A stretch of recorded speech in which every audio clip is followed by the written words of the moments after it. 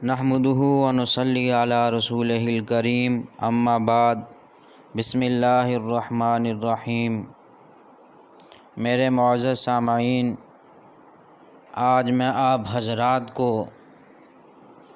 10 محرم الحرام کے روزے کی فضیلت کے بارے میں رسول اللہ صلی اللہ علیہ وسلم کا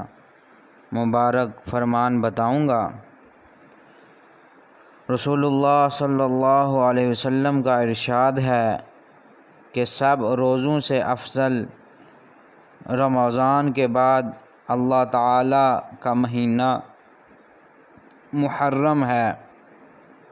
یعنی اس کی 10ویں تاریخ کو روزہ رکھنا رمضان کے سوا اور سب مہینوں کے روزہ سے زیادہ ثواب رکھتا ہے۔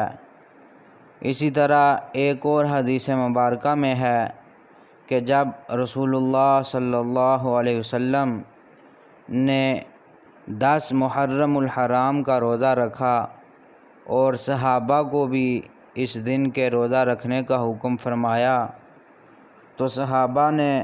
عرض کی کہ اے اللہ کے پیارے محبوب، یہ ایسا دن ہے کہ اس کو یہود اور نصارہ بھی معظم سمجھتے ہیں۔ تو آپ صلی اللہ علیہ وسلم نے فرمایا کہ اگر میں آئندہ سال تک زندہ رہا تو 9ویں تاریخ کو بھی ضرور روزہ رکھوں گا۔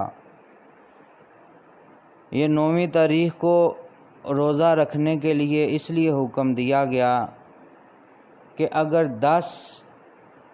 محرم الحرام کو ہم روزہ رکھتے تو وہ یہود کے ساتھ مشابہت ہو جاتی، اس لیے اللہ کے پیارے محبوب نے یہود اور نصارہ کی مشابہت سے بچنے کے لیے 9 محرم الحرام کا روزہ رکھنے کا بھی حکم دیا ہے۔ اگر 9 کا روزہ نہیں رکھ سکے تو پھر اللہ کے نبی نے ایک اور حدیث میں ارشاد فرمایا کہ آپ 10ویں محرم الحرام کے ساتھ 11 محرم الحرام کا روزہ بھی رکھ سکتے ہیں، یعنی کہ 2 روزے رکھنے لازمی ہیں۔ تو اس لیے میری اللہ رب العزت سے دعا ہے کہ اللہ تعالی ہم سب کو ان احادیث مبارکہ پر عمل کرنے کی توفیق عطا فرمائے۔